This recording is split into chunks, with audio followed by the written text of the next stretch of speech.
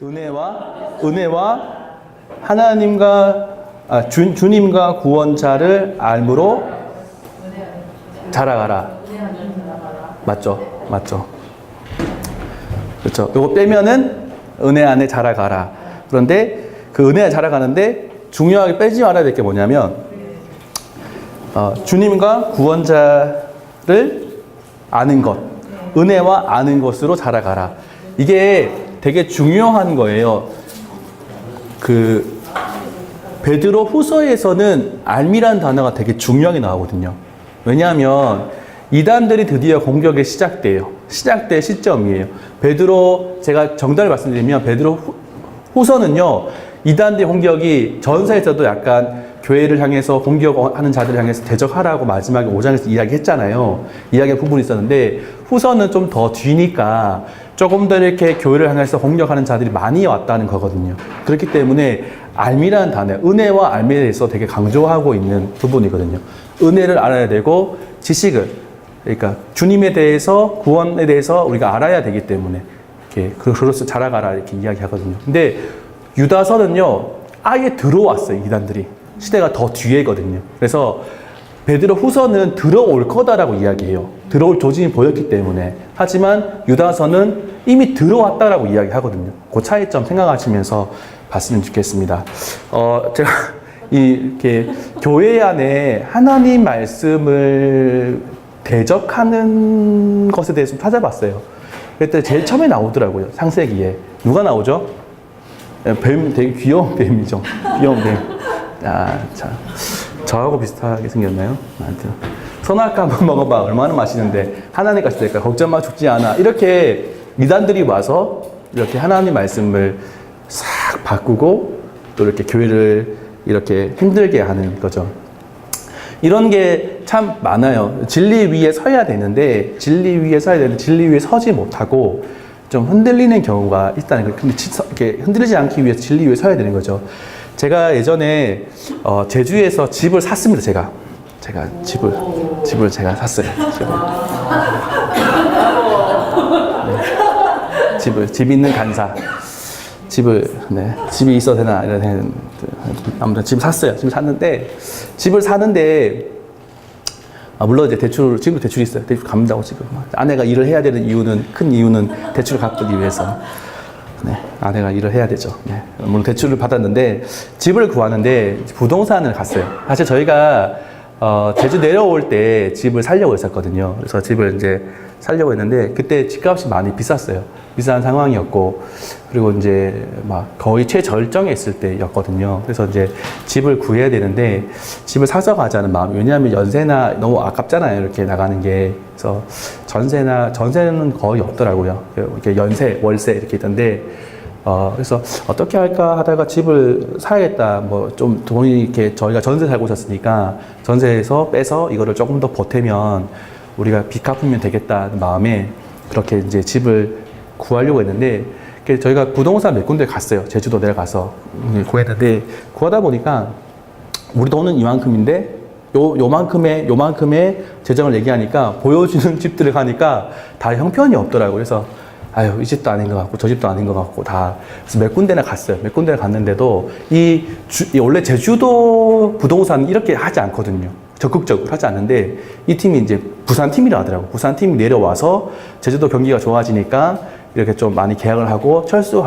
온 거예요. 그래서 이제 부산 팀이 내려와가지고는 막 이렇게 저희를 어떻게든지 계약을 성사시키기 위해서 막 열심히 하다가 저희가 아닌 것 같다고. 그래서 이제 저희가 원하는 집이 지금 살고 있는 집이 저희가 원하는 집이었거든요. 기도하고 있던 집이.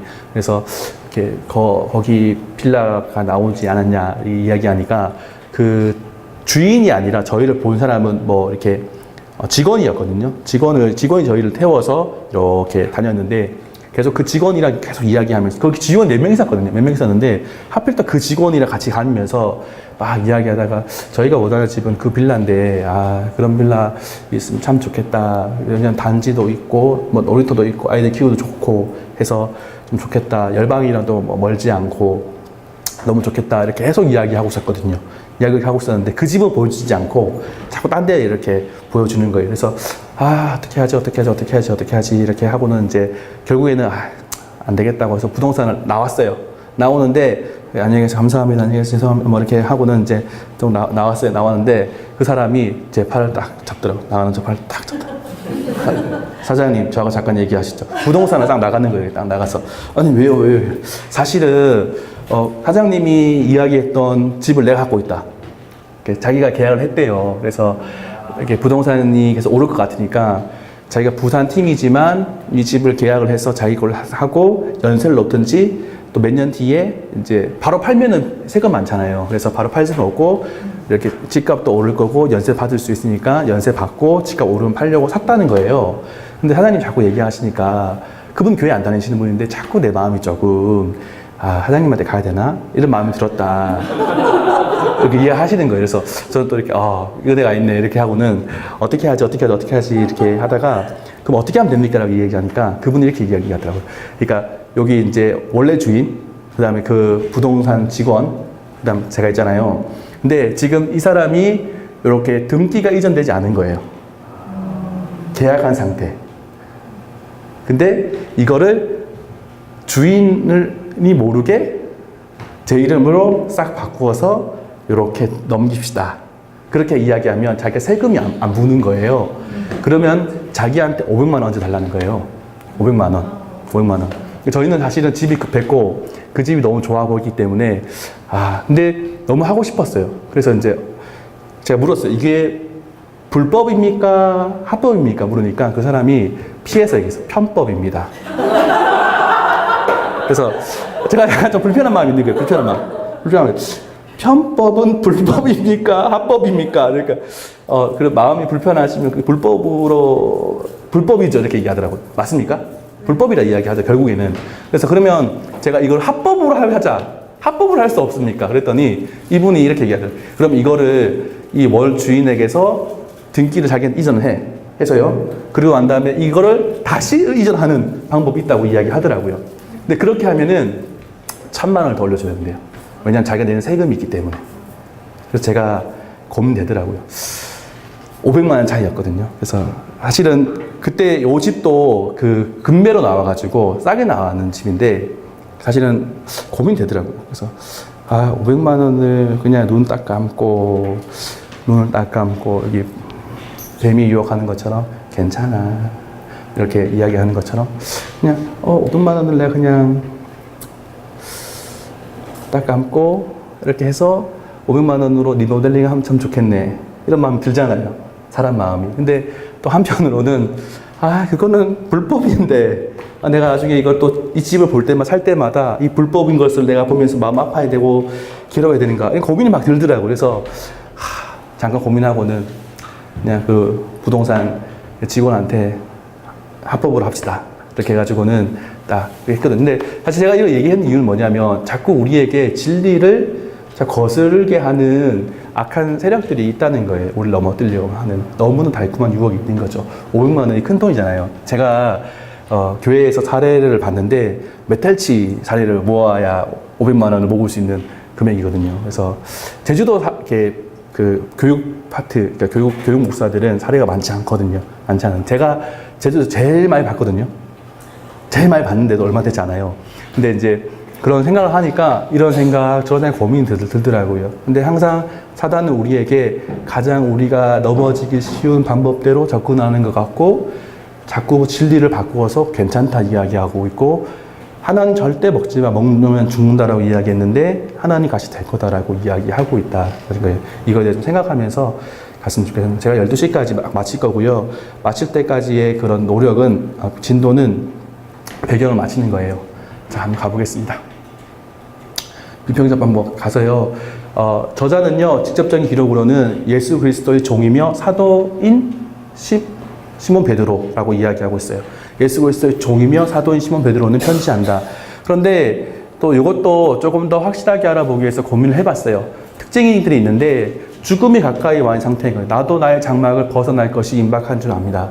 나도 내가 죽을 때가 이제 다가온 걸 안다. 아마 이거는 늙어서 죽는 것은 아니라 이제 곧 네로 황제의 그런 그것이 좁혀져 오고 곧 이제 발각될 것에 대해서 이제 알고 있다라고 이야기하는 그 변화산에 예수님 모습을 직접 본 사람이라는 거, 베드로, 야고보, 요한 중에 한 사람이라는 것을 우리가 알 수 있죠. 16절, 17절, 18절에서 그렇게 말하고 있어요. 그러니까 우리는 그의 크신 위엄을 친히 본 자라. 사람들은 예수님의 그 변화산 사건에 대해서 교묘히 만든 이야기다라고 이야기하는데, 아니야, 나는 직접 내가 봤어 라고 이야기하면서 증언하거든요. 그래서 우리는 예수님의 변화산 사건 직접 본 사람, 베드로, 야고보, 요한 중에 한 사람이다 라고 이해할 수 있고요. 이미 이전에 같은 수신자에게 편지를 보낸 적이 있대요. 사랑하는 자들, 내가 이제 이 둘째 편지를 너에게 쓴다라고 이야기하고 있거든요. 그러면 첫 번째 편지를 쓴 사람이 가능성이 많다.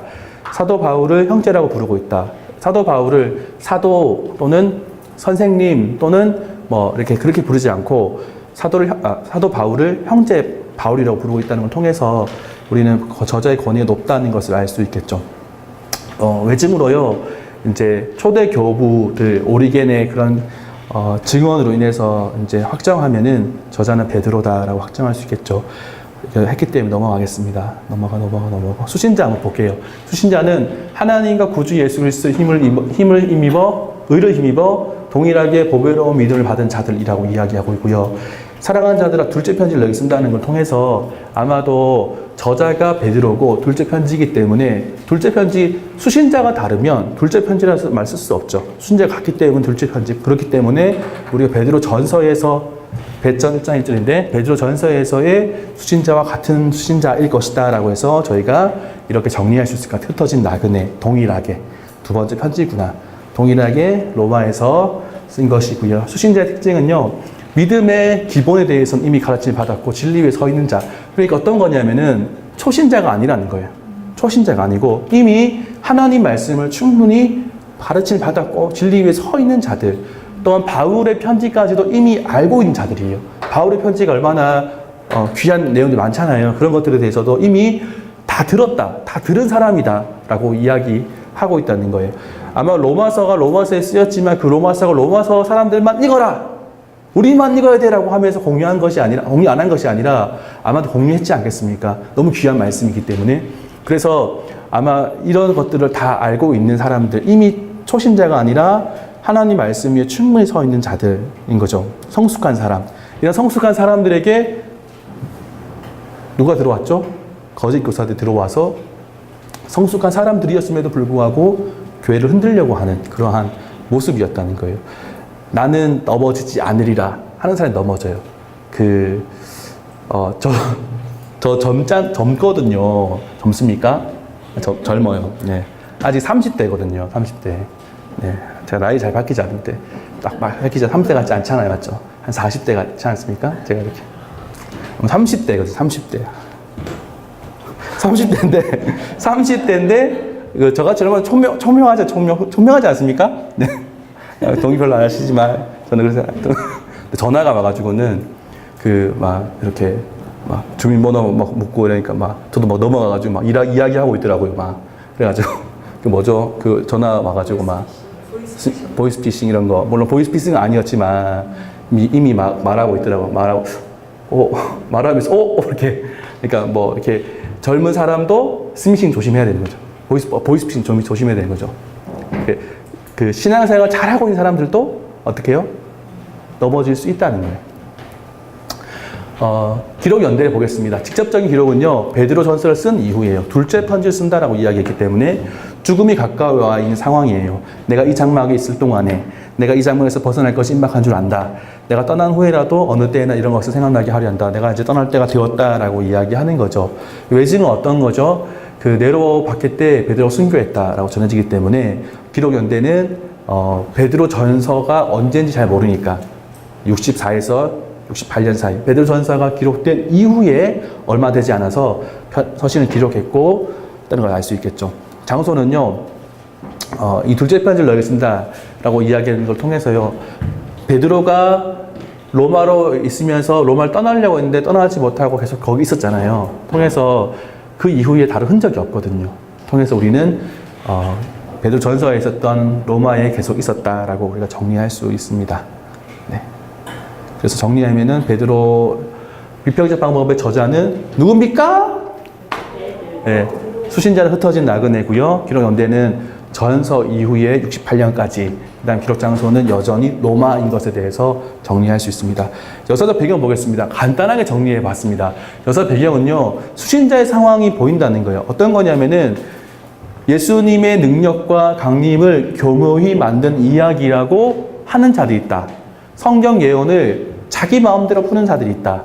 거짓 선생들이 교회 안에 들어와 있을 거다. 그리고 주의 강림에 대해 의심케 하는 자들이 있을 거다.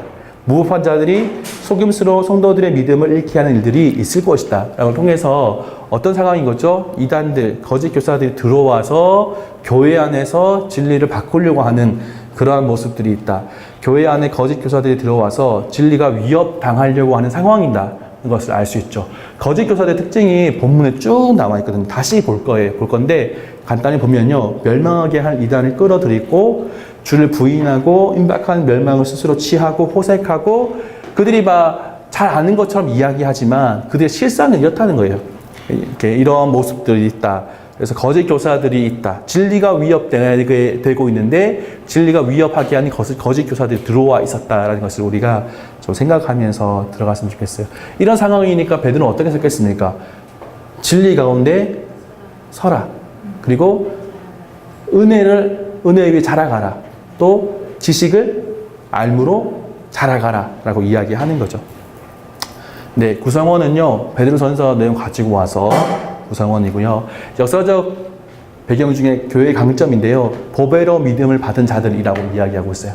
그러니까 이것도 사실 강점일 수 있지만 베드로가 격려하고 있는, 너희는 보배로운 믿음을 받은 자야라고 이야기하고 있고요. 신성한 천품에 흡족하게 있는 자들, 이것도 흡족하게 있다라고 이야기했지만은 흡족하게 있어야 한다라고 이야기하는 것과 비슷하죠. 진리를 알고 진리에 서 있다. 그리고 교묘히 만든 이야기를 따르는 자들이 있었다. 그리고 약점으로는 성경의 모든 예언을 사설에 푸는 자들이 있었고 거짓 선자들이 일어난 것처럼 거짓 교사들이 있었다. 주의 재림을 의심하는 자들이 있었다. 이러한 교회 상황이면은 내가 베드로라면 어떻게 쓰겠습니까? 네, 짐작이 되시죠? 내가 베드로라면 교회가 막 성장하다가 이단이 신천지가 들어와가지고 막 지금 힘든 거예요. 힘든 상황이 막 발생하는데 내가 아주 교회의 권위자로서 편지를 쓴다는 어떤 내용을 썼겠습니까? 그런 거 생각하면서 봤으면 좋겠습니다. 문화적 방법은 어제 제가 설명을 다 드렸기 때문에 간단히 줄이면은 문화 양식은 서신서적이면은 발신자가 수신자가 있고 발신자가 어떤 목적을 가지고 썼다는 거죠. 격려나 위로냐 가르침이냐 공개냐 이렇게 책망이냐 그런 것들을 보면서 봤으면 좋겠죠. 네. 조사 방법입니다. 중심 내용은요, 거짓 교사들에게, 선생님들에게 미혹되지 말고 예수 그리스도의 은혜와 지식에서 자라가라. 계속 알물 나가거든요. 은혜와 알에 대해서 말하고 있어요. 은혜와 알에서, 지식에서 자라가라라고 말하는 거죠. 흔들리지 말고. 베드로 전서는 뭐였죠? 고난이 가장 큰 이슈였어요. 근데 후서는 거짓 교사들. 쉽게 말하면 이단들이 큰 이슈가 된 거죠. 그 이슈에 대해서. 쓰여진 이유는 신성한 성품을 찬양하도록 하기 위해서, 두 번째 중요한 거죠. 거짓 선생님들 경계하며 그들의 미혹에서 믿음을 지키도록 경고하기 위해서, 주의 재림을 예비하도록 하기 위해서 쓰여졌다는 거예요. 구조까지 한번 보고 좀 쉬도록 하겠습니다. 구조입니다. 제가 이렇게 좀 정리해봤어요. 컬러풀하죠? 컬러풀. 네. 대구가 컬러풀 대구거든요. 제가 대구 사람이라서 그런 건 아니고. 신성한 성품에 참여하라고 첫 번째 이야기하고 있어요. 여기 보면은 1장 1절 베드로는 믿음을 받은 자들에게 편지하노니 은혜와 평강이 더욱 많을지어다. 정리를 해보니까 이 부분은 부르심과 택하심을 굳게 하라. 항상 너희에게 생각나게 하려 하노라. 우리는 크신 위엄을 친히 본 자라. 성경의 모든 예언은 사설에 풀 것이 아니다 라고 이야기하면서 여기에 부분에서 가장 중요한 것은 신성한 성품에 참여하라는 내용 이다라고 생각됐어요. 그래서 이제 믿음을 굳게 하라. 그렇게 이야기해놓고는 정말 하고 싶었던 얘기는 2장 후에 나와요. 거짓 교사와 불의한 자들의 멸망을 알라. 어떤 거냐면은 너희 중에도 거짓 선생님들이 일어났다. 불의한 자는 형벌 아래에 두어서 심판을 받게 한다는 내용이거든요. 그래서 결국에는 이 사람들이 있고 이 사람들의 특징이 뭐고 이 사람들의 불의함이 뭐고 그리고 이 사람들이 어떻게 된다. 결국엔 심판 받는다. 그러니까 따르지 말라라고 이야기하는 거죠. 그러면서 주의 날을 예비하고 우리가 경건하게 살아가야 된다라고 말하고 있는 것이 베드로 후서의 내용이에요. 이것을 어떤 사람들은 이렇게 카이아즘으로 보기도 해요. 이렇게 밑에 보면은 여기 이제 경건에 대한 겉면이 끝을 싸고 있거든요. 그 사이에 재림의 확실함에 대해서 이야기하고 있어요. 그리고 여기 거짓 선생님들의 불의함과 정체성에 대해서 이야기하고 있고 중간에 그들이 심판받는다, 멸망하게 될 거다라고 이야기하는 통해서 이것의 전체 내용은 우리가 알고 있는 것처럼 그리스도를 아는 지식에서 자라가라, 은혜와 지식으로 경건의 삶을 살라라고 하는 것이 이 말씀이에요. 저희가 첫 번째 세이그를 한번 살펴보도록 하겠습니다. 첫 번째 세이그는 신성한 성품에 참여하라라는 말씀 가지고 우리가 좀 보고 싶습니다. 수신자의 것을 좀 정리해 봤어요. 우리 하나님과 구주 예수 그리스도의 의를 힘입어 동일하게 보배로운 믿음을 우리와 함께 받았다라고 말합니다. 여기서 말하고 있는 것은요, 우리 하나님과 구주 예수 그리스도의 의를 힘입었다라고 말씀하고 있고요. 누가요? 너희가요. 너희가 우리 하나님과 구주 예수 그리스도의 의를 힘입어서 동일하게 보배로운 믿음을 우리는 누구죠? 베드로 사도와 함께 받았다. 동일한 믿음을 우리가 함께 공유하고 있다. 누가요? 너희가 그렇게 되었다라고 말씀하고 있는 거죠. 혼란을 겪고 있는 거짓 교사들 때문에 혼란 겪고 있는 그런 교회 가운데에 베드로가 이렇게 수신자를 향해서 이렇게 너희는 이러한 사람이다 라고 정체성에 대해서 말하고 있는 거죠. 우리 하나님과 구주 예수 그리스도의 의를 힘입어 동일하게 보배로운 믿음을 우리와 함께 받은 자라고 표현하는 거죠. 베드로가 이렇게 표현한 것은 원독자 자신의 정체성을 깨닫게 하는 것이죠. 우리의 정체성이 어디에 있다? 하나님과 구주 예수 그리스도의 의를 힘입고 보배로운 믿음을 사도들과 같이 가지고 있다는 것을 깨닫게 되는 거죠. 쉽게 말하면은 우리 교회가 어떻게 할까 막 고민하고 있는 그런 상황 가운데 너희는 이런 자다라고 함으로 인해서 정신이 번쩍 들게 하는 거죠.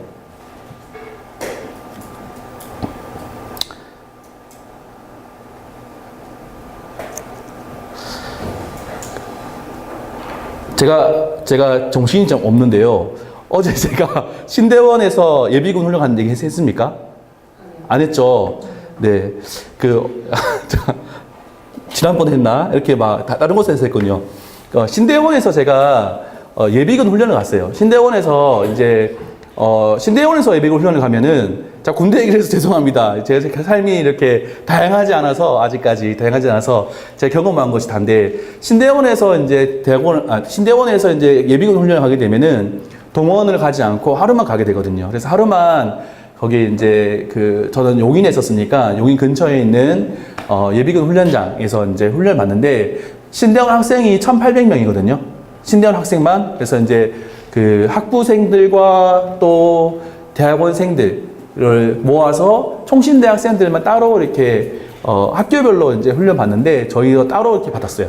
거기 같이 갔던 사람들 모두는 다 전도사님들, 학부생이든 이렇게 신대원생이 대부분이거든요. 대부분인데 다 전사님이세요. 근데 예비군 훈련복만 입으면, 군복만 입으면은 왠지 이렇게 모자를 삐딱하게 쓰고 싶고, 또 이렇게 총도 이렇게 딱 들어가는 게 아니라 총도 끄지고 가고 이렇게 잊어버리고 그렇게 하잖아요. 그래서 너무 이렇게 나태하고 이렇게 이렇게 좀 군기 없는 모습으로 훈련받고 있었어요. 그리고는 저희들을 또 생각했을 때 이래도 되나 하면서도 이렇게 예비군 왔으니까 이렇게 한다 생각하고 있었는데, 이렇게 실내에서 정신교육을 하고 있었어요. 그래서 우리의 주적은 누구고 그런 거 이렇게 하고 또 이렇게 위급 상황 시 어떻게 해야 되고 이런 훈련을 하고 있었는데, 신대원생들이 다 같이 모여서 듣고 있는데 한 절반은 자고요. 절반은 책 보고 있고, 그중 몇 명은 이렇게 휴대폰 보고 있고 그런 상황이었어요. 그런 상황 속에 휴대폰 없었어요. 휴대폰 이렇게 내셨으니까 그런 상황이었어요. 그런 상황 가운데 있는데 앞에서 훈련을 하던 중사분이 이렇게 말씀하셨어요. 갑자기 뭐라 말씀하셨냐면은, 전도사님들, 갑자기 전도사님이라는 이야기 듣는 순간 갑자기 정체성이 번쩍, 그렇지, 우리는 예비군이 아니라 전도사지, 이렇게 정신이 번쩍 들기 시작하면서 자자자 하면서 갑자기 불쩍 일어나가지고 딱 듣게 된 거죠. 그러면서 이분이 말씀하셨어요. 너무하신 거 아닙니까? 저는 어느 교회 청년인데 이렇게 너무 너무 수치스럽고 부끄럽더라고요. 그래서 이제 그분이 했던 전도사님들 다 선배님들 뭐 이렇게 얘기하거든요. 근데 전도사님들 하는 순간 갑자기 정신이 번쩍 들면서 아, 우리가 지금 청년 앞에서 무슨 짓을 저지른 거지 이런 마음이 들기 시작하면서 그렇게 그 다음부터는 막 모자 다 똑바로 쓰고 막 딱 이렇게 했던 모습들이 기억나요. 그런데 베드로도 그 힘들어하고 어려워하는 그 사람들 향해서, 성도를 향해서 너희는 이러한 자다라고 선언해주면서 정신이 번쩍 들게 만들어준 효과가 있다는 겁니다.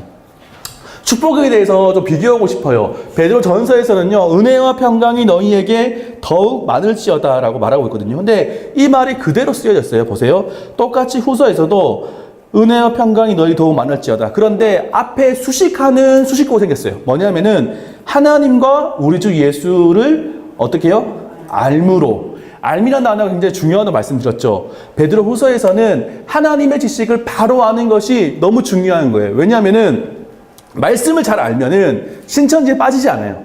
말씀을 잘 알면은 하나님 말씀이 분명히 나에게 있으면 그 말씀에 세워져 있으면은 그 어떤 누구가 조롱하고 유혹한다 할지라도 우리가 흔들릴 수 없거든요. 그런데 하나님 말씀을 잘 모르면은 흔들릴 수밖에 없기 때문에 베드로가 하나님과 우리 주 예수를 알므로 은혜와 평강이 너희에게 더욱 많을지어다라고 그렇게 말씀해주고 있다는 거예요.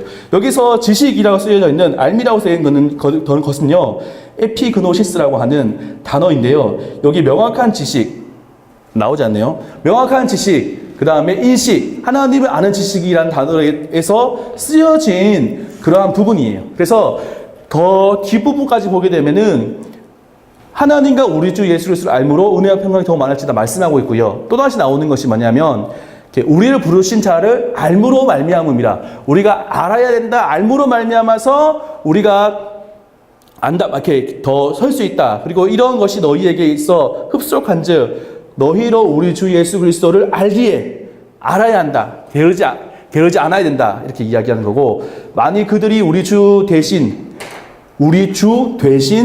대신 말고 되신 구주 예수 그리스도를 알므로 세상의 더러움을 피한 후에 알므로 알기에 알므로 계속 강조하고 있다는 거예요. 하나님의 말씀을 알고 하나님을 알고 그리스도를 아는 것, 그것으로 인해서 우리가 다른 어떠한 소리를 한다 할지라도, 잘못된 이단 같은 이야기를 한다 할지라도 그거 틀렸어, 잘못됐어, 하나님 말씀 똑바로 봐, 그렇게 이야기할 수 있다는 거예요. 생명과 경건에 속한 모든 것을 우리에게 주신 것과 부르신 일에 알면 관계, 결과와 원인이 남아 있는 거죠. 네. 잠깐만요.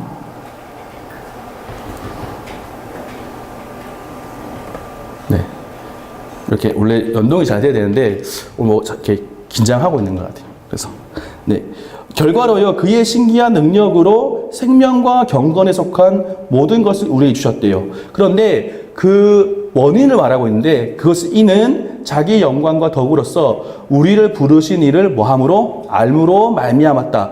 알므로 말미암아 생명과 경건에 속한 모든 것을 우리에게 주셨다라고 말하는 거예요. 그래서 하나님을 아는 것, 우리를 부르신 이를 아는 것, 우리를 부르신 하나님을 아는 것이 굉장히 중요하다. 하나님을 잘 알아야 된다라고 계속해서 설명하고 있는 거죠. 우리는 얼마나 하나님을 알고 계십니까? 하나님 말씀을 통해서 하나님 우리에게 알려주시고 계시고요. 또 우리의 삶의 현장 가운데서 하나님께서 하나님 되심을 보여주시는데, 그 하나님 되심을 계속적으로 날마다 경험해지고, 그렇게 할 때 우리가 진리 위에 굳게 설 수 있다는 거죠. 어떠한 세상이 어떠한 얘기한다 할지라도 우리가 흔들리지 아니하고 설 수 있는 이유가 하나님을 아는 것이라고 말씀합니다.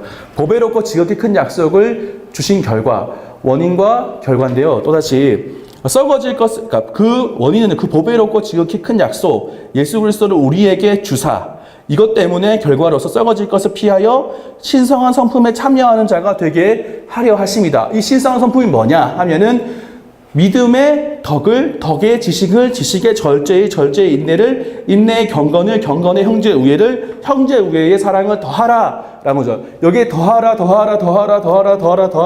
다 생략되어 있는데, 이것들을 다 더하라는 거예요. 근데 이것은 어떻게 보면은 순서적으로 보이긴 한데 이 더하라는 단어는요, 어떤 의미가 있냐면은 마치 그 연주를 할 때 지휘하는 거예요. 그래서 어떤 사람은 믿음이 있고, 어떤 사람 덕이 있고, 막 다 이제 공동체 안에 그것을 마치 연주하는 것처럼 우리가 함께 어떤 한 사람이 믿음 위에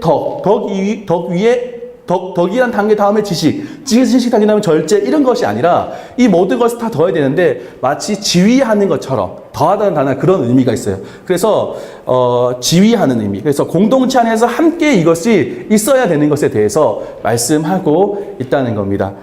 이것이 다 뭐죠?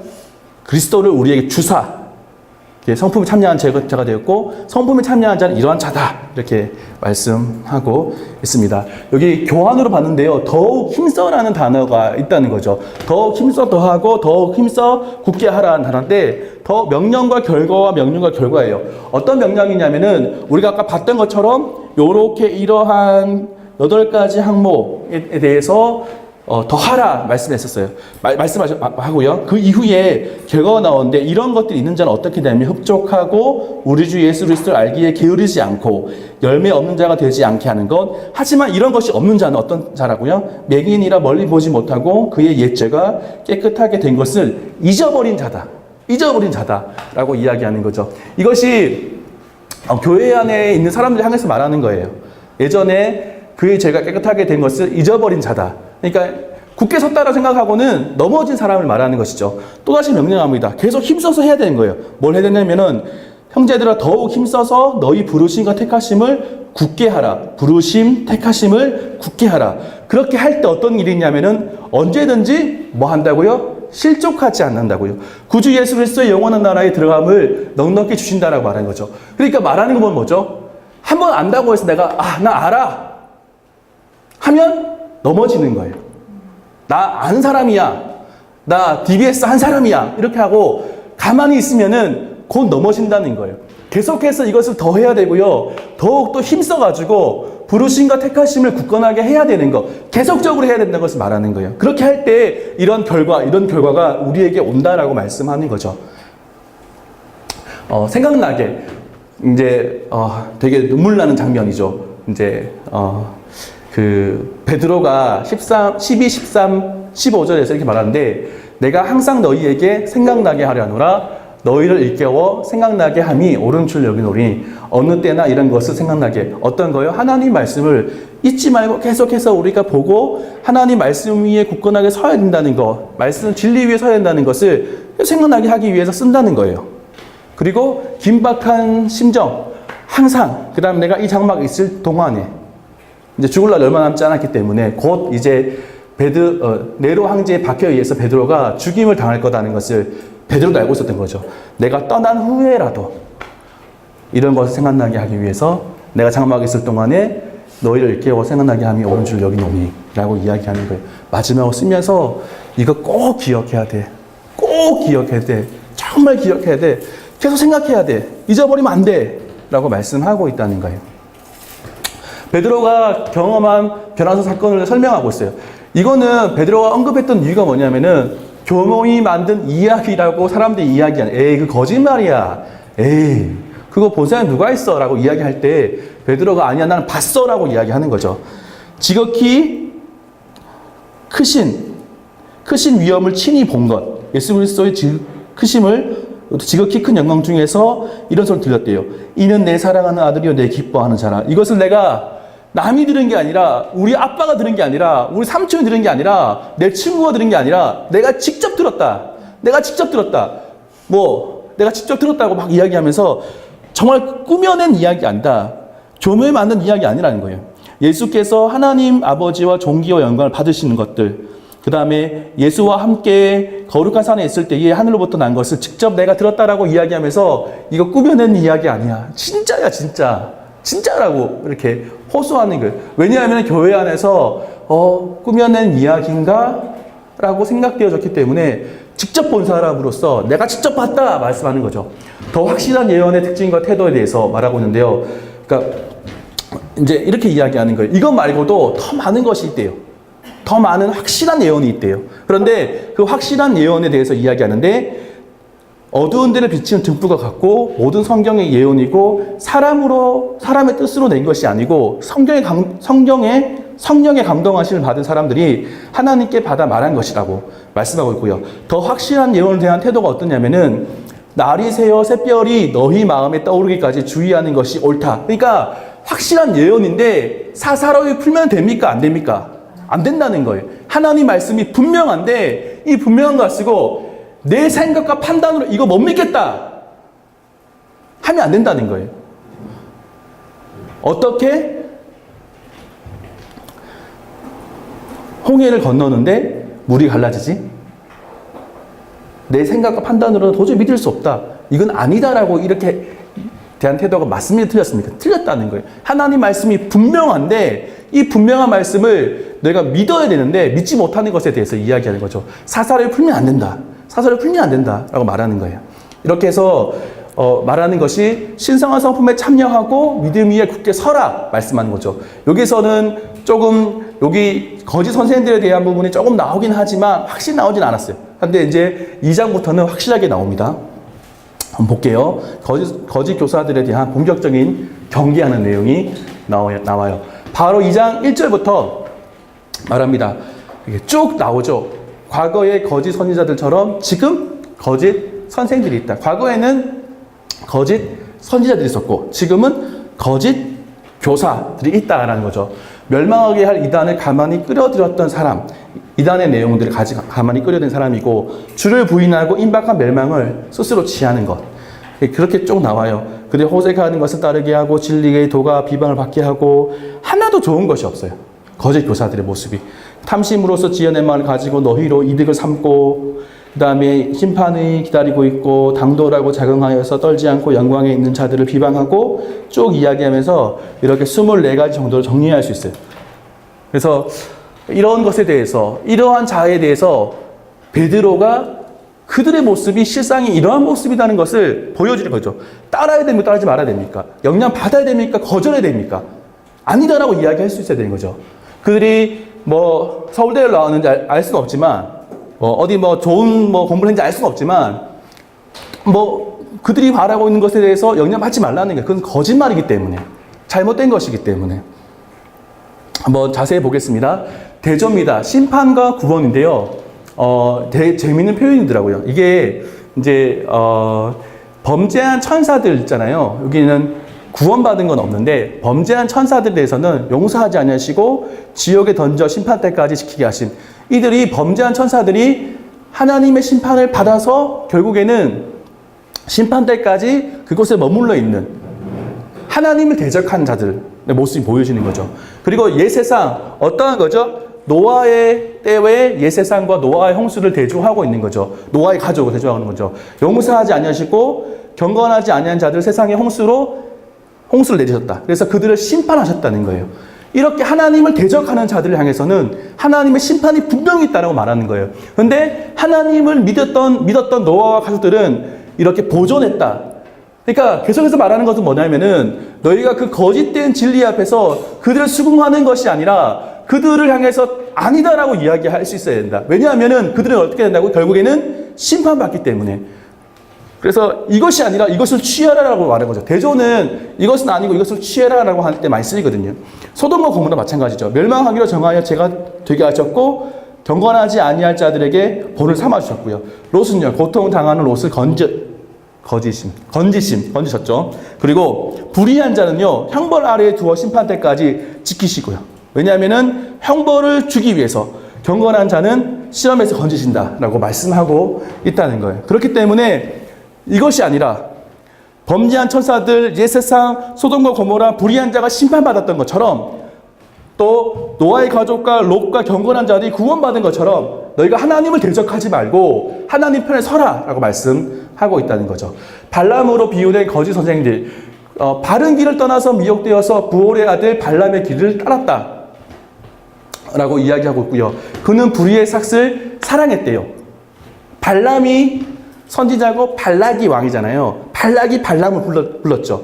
그래서 이스라엘을 저주해라 이렇게 이야기했죠. 자기의 불법으로 말미암아 책망을 받았고요. 말하지 못한 나귀가 사람의 소리로 말하여 선지자의 미친 행동을 저지했다 라고 이야기하고 있는, 마치 지금 거짓 선생들이 이 발람과 같다라고 이야기하면서 그들을 따르지 말 것에 대해서 말씀하고 있는 거죠. 또 거짓 선생들에 대한 경계를 하고 있어요. A, B, C, A, B, C 한번 보겠습니다. 병행입니다. 구원이죠. 구주 예수 그리스도를 알므로 세상의 더러움을 피하였다. 그렇지만 다시 그들이 구원받았지만 다시 배교했을 때 다시 그 중에서 얽매이고 졌다는 거죠. 그 결과가 어떻게 되죠? 나중 형편이 처음보다 더 심하게 되는 것에 대해서 말씀하고 있는 거예요. 구원받았다가 배교하면 더 심한 안 좋은 일이 발생한다. 또다시 구원에 대해서 이야기하죠. 의의 도를 알지만 받은 거룩한 명령들을 저버리면 어떻게 된다고요? 알지 못하는 것이 도리어 그들이 낫다. 처음에 의의 도를 몰랐던 것이 그들이 나았을 정도로 배교하면 안 된다. 돌아서면 안 된다라고 이야기하는 거죠. 그러면서 성경을 인용하는데 개가 그 토하였던 것에 돌아가고, 죄송합니다. 요거 바뀌었네요. A랑 I랑 돼지가 씻었다가 더러운 구덩이에 돌로 누웠다 하는 말을 그들에게 말이 응하였다. 이렇게 이야기하면서 인용하는 거죠. 그리고 개가 그 토한 것을 도로 먹는 것 같이 미련한 자는 그 미련한 것을 거듭 행한다. 이렇게 인용하면서 이렇게 돌아선 자들 향해서 돌아서면 안 된다. 배교하지 말라. 그렇게 말씀하고 있습니다. 그러한 조짐들이 보였기 때문이죠. 그래서 2장 1절부터 22절까지 전체 정리하면은 거짓 교사들의 특징이 나와요. 그리고 그들 심판이 어떤 것인지, 심판대 징계하신다.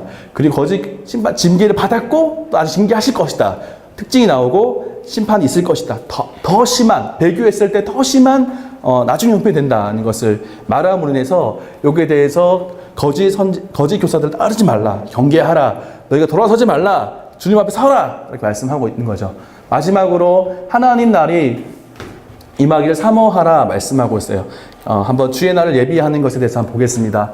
편지를 쓴 이유를 설명하고 있어요. 다시 한번 더 말하죠. 아마 베드로가 걱정을 많이 했던 것 같아요. 1절 말씀에 너희의 진실한 마음을 일깨워서 무엇하게 하여? 생각나게 하여. 거룩한 선지자들이 예언한 말씀을 뭐하게? 기억나게. 주 대신 구주께서 너희 사도로 말미암아 명하신 것을 기억나게. 생각나고 기억나게 하기 위해서 이 서신을 기록하고 있다라고 말씀하는 거죠. 성도들의 진실한 마음을 일깨워 생각나게 하는 것. 이것을 베드로는 두 가지 정리하는데, 첫째는 거룩한 선지자들이 예언한 말씀을 기억나게 하는 것. 선지자들이 말씀한 것을 기억나게 하는 것. 두 번째는 뭐냐면은 사도들로 말미암아 명하신 것을 기억나게 하는 것. 그것을 말씀하고 있다는 거죠. 하나님 말씀을, 구약과 신약 말씀을 함께 기억하면서 하나님 말씀을 잘 기억하고 생각하는 것, 그것밖에 없다라고 말씀하고 있다는 겁니다. 원독자들에게 충분한 의미가 있었겠죠. 우리가 계속해서 말씀을 봐야 되고 잊지 말아야 되는구나. 우리 말씀 위에 서야 되는구나. 우리의 거룩한 모습, 그리고 거룩한 행실이 우리가 우리의 어떤 해야지 하는 의지로 되는 것이 아니라 하나님 말씀으로 될 수 있는 것에 대해서 말씀하고 있습니다. 네. 베드로 전서와 이어서 말씀드리면요. 조롱하는 자들의 조롱과 베드로의 답변이에요. 조롱하는 자의 조롱은 어떤 거죠? 자기의 정력을 따라 행하며 조롱한대요. 어떻게? 1. 주께서 강림하신다는 약속이 어디 있느냐? 주께서 강림하신다는 약속이 어디 있냐? 이렇게 이야기하는 거죠. 또 두 번째요. 조상들이 잔 후로부터 만물이 처음 될 때와 같이 그냥 있다. 뭐냐면은 부활 같은 건 없다. 이렇게 이야기하는 거죠. 그때 답변은 뭐죠? 그들이 일부러 잊으려 했다. 알고 있는데 모른 척 하는 거다. 라고 이야기하면서 이렇게 그들이 일부러 잊으려 한다라고 말하고 있고요. 답변 2입니다. 2는 과거에도 홍수로 멸망한 적이 있었고 지금은 심판과 멸망의 날까지 보존될 뿐, 기다려질 뿐, 결국은 심판이 있다. 그리고 이게 심판이 없다라고 이야기하는 부분인데 심판이 있을 것이다라고 이야기하면서 그것이 기다릴 뿐이고 보존될 뿐이지 언젠가는 심판의 날이 있다라고 베드로가 이야기하는 거죠. 그러니까 종말이 있는 겁니까? 없는 겁니까? 종말이 있다는 거죠. 그리고 주님 다시 오실 때가 분명히 있다는 거죠. 주님 다시 오실 때가 분명히 있기 때문에 그 주님 다시 오심을 기다리며 오늘 또 주님께서 우리에게 맡겨주신 사명을 감당해야 되는데 감당하지 않으려고 하는 자들을 향해서 베드로가 답변하고 있다는 거죠. 분명히 그날은 온다라고 말씀하는 겁니다. 주의 약속이 더딘 이유, 근데 왜 주님이 다시 안 오냐? 왜 곧 오시던 주님이 다시 오지 않냐? 설명을 해야 되는 거죠. 주님 다시 오셔야 되는데 주께는 하루가 천년 같고 천년이 하루 같다. 그러니까 시간의 개념이 우리와 같습니까? 다릅니까? 다르다는 거예요. 그리고 주의 약속은 어떤 이들이 더디다고 생각하는 것 같이 더딘 것이 맞습니까? 아닙니까? 아닌 거예요. 그리고 주님께서 왜 빨리 오시지 않냐면 우리 입장에서 주님은 빨리 오시는 거지만 주님 입장에서 빨리 오시는 거지만 우리 입장에서는 빨리 오시지 않는 거냐 하면은 주께서 너희를 대하여 오래 참으사 아무도 멸망하지 아니하고 다 회개하기 이르기 위해서 지금도 기다리고 있다라고 말씀하는 거죠. 그러나 주의 날이 무엇같이? 도둑같이 올 거다. 그러니까 주님 다시 오실 그날을 기다리면서 지금 오늘 우리에게 맡겨주신 거룩한 사명 앞에 분명히 서야 되고 진리 앞에 분명히 서야 되는 것에 대해서 말하는 거죠. 이런 사람들이 많았어요. 주의 재림을 믿지 못하고 지금도 우리 가운데 있지 않습니까? 주의 재림 항상 우리가 기억할 것은 주님 다시 오실 때를 기다리며 살아가는 것. 예전에 제가 모교회 목사님께서 이런 말씀하시더라고요. 자기 이야기 하셨는데 어떤 이야기였냐면 그 교회에 있기 전에 풍기라는 곳에서 목회하셨어요. 목회하셨는데 시골에서 목회하셨죠. 시골에서 목회를 하는데 모교회 목사님 35세 때 오셨거든요. 담임을 오셨는데 그럼 더 젊을 때 시골에 있었다는 얘기잖아요. 시골에 있을 때인데 어느 굉장히 훌륭한 장로님이셨대요. 장로님이 이제 돌아가실 때가 돼가지고 이제 임종 예배를 드리러 간 거죠.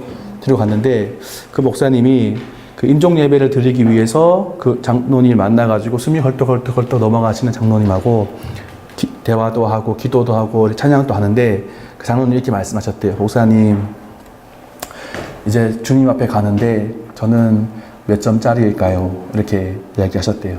너무 훌륭한 분이고 아주 어린 목사 앞에서 목사님, 저는 주님 앞에 섰을 때 몇 점짜리일까요?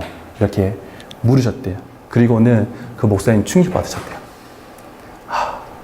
그래, 항상 주님 앞에 설 때 내가 어떻게 서야 되는지에 대해서 생각해야 되는구나. 우리도 항상 이것을 기억하면서 사실은 살면서 주님 좀 늦게 오면 좋겠다 하시는 분 혹시 있습니까? 저는 예전에 결혼하기 전에 주님 다시 오셔야 되긴 하지만 결혼하고 오셔야 될 것 같아요. 막 이렇게 주님 내가 좀 더 성공하고 왔으면 좋겠어요. 혹시 그런 분 있습니까? 지금 내 사업이 잘 되고 있는데 좀 더 잘 되고 했으면 좋겠습니다. 그런 분 있지 않습니까?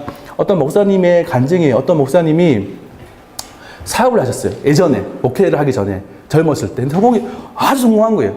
사업이 막 잘 되고 건축 막 경기가 막 일어날 때 너무 잘 되는 거예요. 근데 하나님이 어느 날 목회자로 부르셨대요. 그런데 몇 년간 순종 못했대요. 몇 년간 순종 못했는 이유가 뭐냐면 사업이 너무 잘 되니까 포기를 못하는, 돈이 너무 잘 벌리니까. 그때 이렇게 그분이 하셨던 게 뭐냐면은 이게 콘크리트를 위로 올려가지고 이거 이렇게 레미콘 말고 콘크리트를 붓는 거. 그런 차 있잖아요. 그런 차 하셨는데 새벽부터 저녁까지 계속 예약이 잡혀 있는 거예요. 그 차가 별로 없을 때 그 차를 이제 외국에서 가져왔는지 잘 모르겠지만 가지고 와가지고는 이걸 하는데, 왜냐면은 너무 편하고 좋으니까 새벽부터 저녁까지 계속 그 일을 하는데 사업이 너무 확장되고 너무 돈 잘 벌리고 주님은 사역하라고 말씀하시는데 자기는 순종 못하고, 그래서 결국 하나님이 이렇게 해서 결국 다 포기하고 다 내려놓고 다 정리하고 목회를 하셨다는 거 있는데, 우리가 너무 잘 돼가지고 주님 조금 더 늦게 오면 좋겠습니다 혹시 하는 분 있지 않습니까? 우리가 우리 모습을 돌아보면서 주님 다시 오실 것을 기대하고 사모하면서 오늘 하루를 멋있게 살아가야 할 줄 믿습니다. 명령입니다. 종말을 앞두고 어떠한 삶을 살아야 하나에 대한 명령이죠.